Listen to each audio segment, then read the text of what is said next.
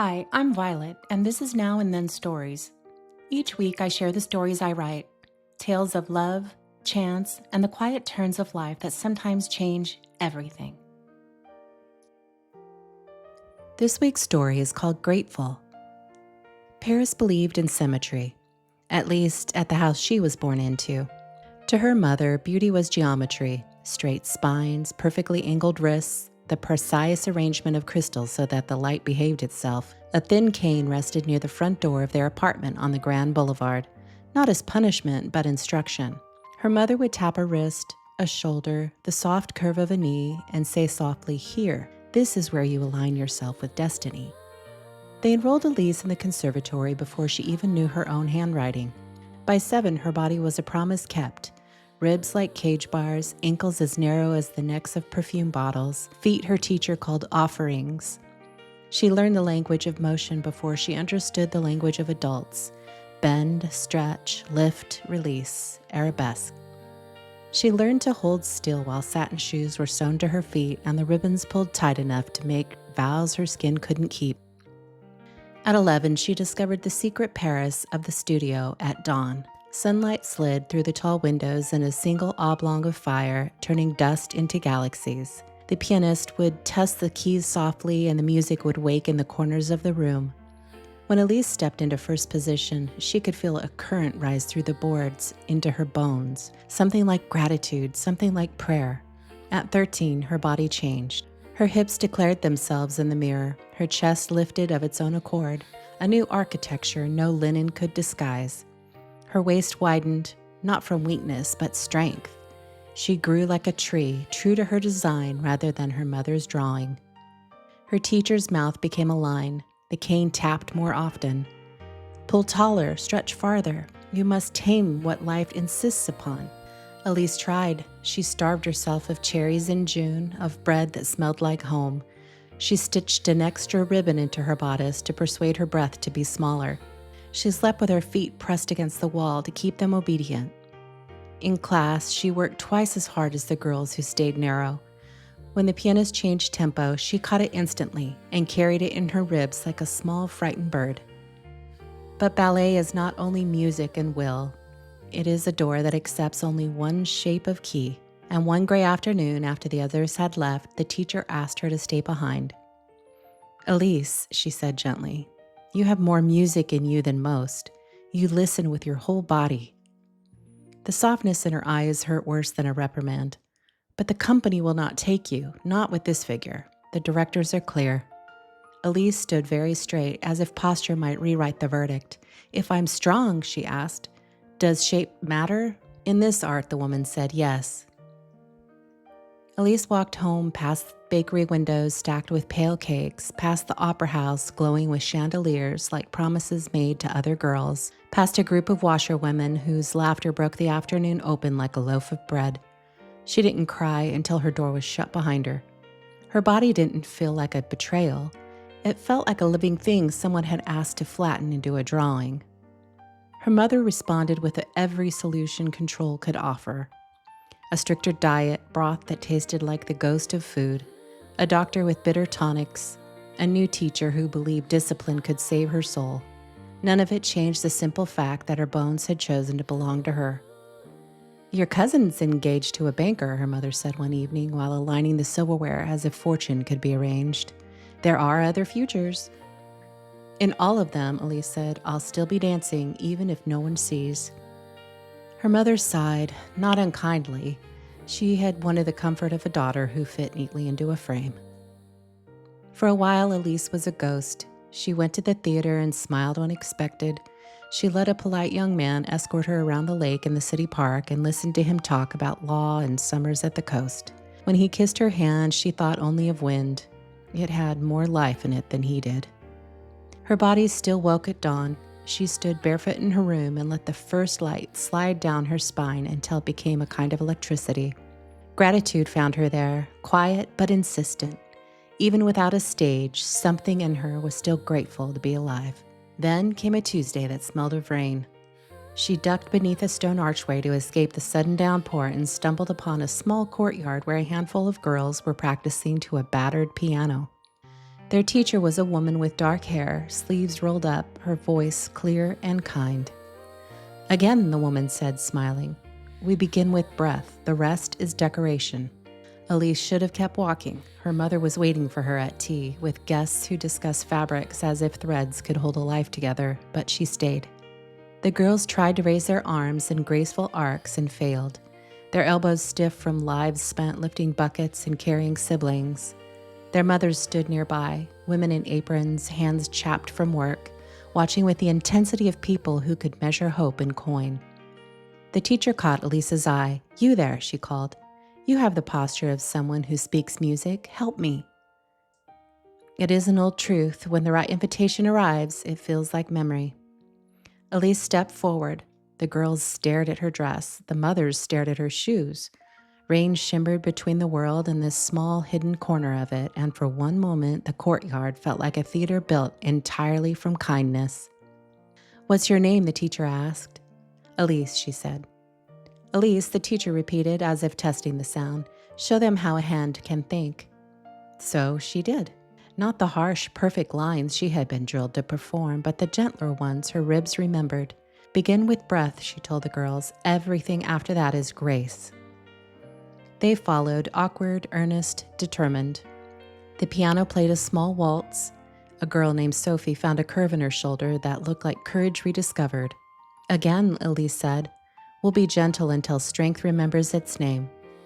When it was over, the mothers pressed coin into the teacher's palm and whispered about the stranger who had come to help. Elise told the girls to return tomorrow without asking permission from anyone, not even herself.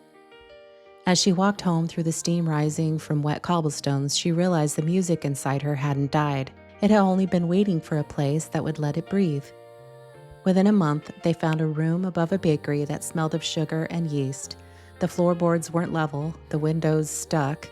The mirror was old and spotted, telling truth in 100 fragments. They bought a used piano with more missing keys than good ones and loved it anyway.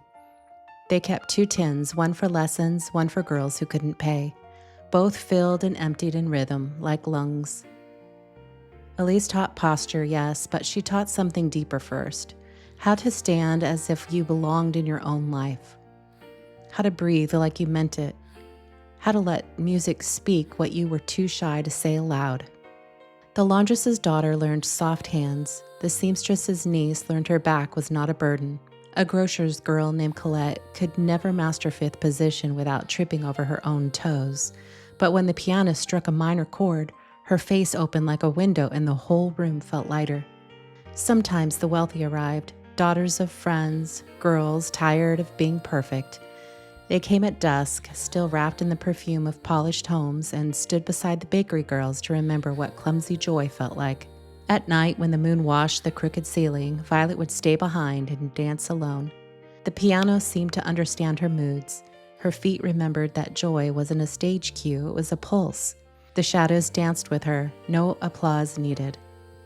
Each season painted Paris differently. In summer, laughter drifted through the open windows. In winter, their breath turned the studio into a small cathedral. The city carried on with its operas and its etiquette, but Violet and her girls waged a quieter rebellion. They taught themselves to inhabit their bodies like homes with open doors. Word reached her mother eventually. One afternoon, a carriage arrived, its presence making the street seem narrower.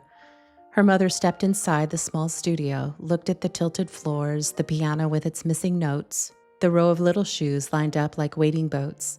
For a long moment, she said nothing. "You teach?" she said finally. "You teach these girls?" "I do," Elise replied. "And this is enough for you?" Her mother's eyes were sharp and gray as the river on a serious day. Elise wanted to tell her about Sophie's arms, about Colette's courage, and about the mothers who stood taller now that their daughters danced. She wanted to explain that enough appears only when you stop comparing your life to the one others imagined for you. Instead, she said simply, "It's more than enough." Her mother touched the piano's scarred edge, leaving a faint gleam of approval behind. Then, to Elise's astonishment, she sat on the bench and began to play the opening of a song they both knew. Her fingers were stiff, a little unsure, but honest. The girls crowded in the doorway, wide-eyed. A woman of her mother's refinement doing something so unguarded, it changed the air. Something in her mother's face softened, melting like butter near a fire. "I remember this," she murmured. When she left, she kissed Elise's cheeks. "Invite me to your next recital," she said. "I want to applaud what I once misunderstood." The recital came that spring. They hung white sheets as curtains, borrowed candles from the church, and closed the bakery early. The air smelled of sugar and nerves. The audience was a patchwork of mothers, grandfathers, and a few ladies from wealthier streets who forgot to fan themselves because they were busy crying. The girls didn't look like company swans. They looked like themselves, awkward at first, then radiant, catching rhythm as naturally as birds catch wind. When the pianist missed a note, they carried on. In the back row, Elise's mother clapped until her hands turned red. After the last candle was blown out and the air smelled faintly of smoke and something sacred, Elise stood alone by the window. Paris glittered below her like a stitched quilt of light. Her reflection met her gaze, older than the girl who once craved perfection, softer than the young woman who had tried to starve a dream down to size. She thought of her years at the conservatory, of the lessons in control, of the verdict that once broke her heart. It wasn't an ending after all, just a door she hadn't chosen to walk through. She placed her palm against the cool glass and listened. Music always. From the bakery's cooling racks, from carriage wheels on cobblestones, from the steady pulse inside her chest. "I'm grateful for the sound tonight," she whispered. The moon brightened. Shadows slid gently across the floor like old friends. The wrongs of her past felt rewritten, softer now, almost kind. In the years that followed, some of her girls made it to real stages. Others married bakers or wrote letters for those who couldn't, or stayed to teach the next group of girls who arrived with ankles like questions and hands like birds. They kept a jar on the piano marked for ribbons, and there were always enough ribbons. When the roof leaked, 3 fathers fixed it in the rain and stayed to dance afterwards, their boots leaving muddy prints in time with the waltz. Elise never became the ballerina her family had promised the world. She became something quieter and braver, a woman who opened windows before dawn, swept her studio floor, tied a child's shoe, and whispered, "Begin with breath." Her body bowed to no one now but the music. It wasn't a line anymore. It was a river. Sometimes a carriage passed, carrying a girl as slim and shining as a quill, and Elise wished her well. The world would always need its swans.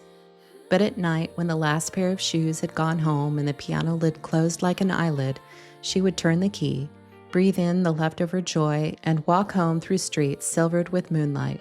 Her heart kept time with everything she'd ever taught, girls' laughter, her mother's smile, the echo of her own quiet steps. She was grateful for all of it, grateful that the life she'd been meant to live had fallen away like a costume after curtain call, and the life that fit her had been waiting, patient and kind. When she finally laid down to rest, Paris murmured around her like a river learning to sing. She could still feel the studio floor under her feet, still feel the pulse of small hands in hers, still hear the soft breath before the music began. She had not failed her destiny, she had rewritten it. And though the world might forget her name, Paris would always remember the woman who never stopped dancing. The end.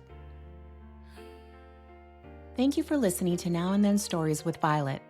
If this story spoke to you, I hope you'll stay a while. There are always more moments waiting to be found between now and then.